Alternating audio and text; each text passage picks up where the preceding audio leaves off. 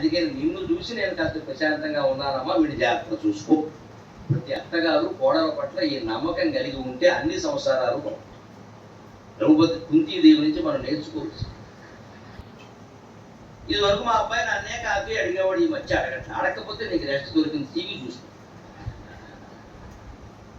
నన్ను అడిగేవాడు అడగట్లేదు అంటున్నామంటే అహమది. అడగకపోతే ఏమైంది? పని తప్పింది కదా. తప్పే లేదండి, అక్కడ ఏదో సామ్రాజ్యం పోయినట్టే. కాశీ మహాసామ్రాజ్యం.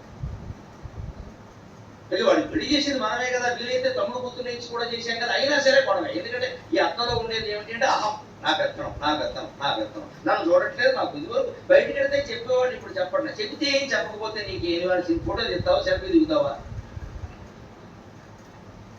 కానీ చెప్పలేదు. ఇప్పుడు వాడు చెప్పండి. మేమైతే అంత చెప్పేవాళ్ళం, అప్పుడు వేరు, ఇప్పుడు వేరు.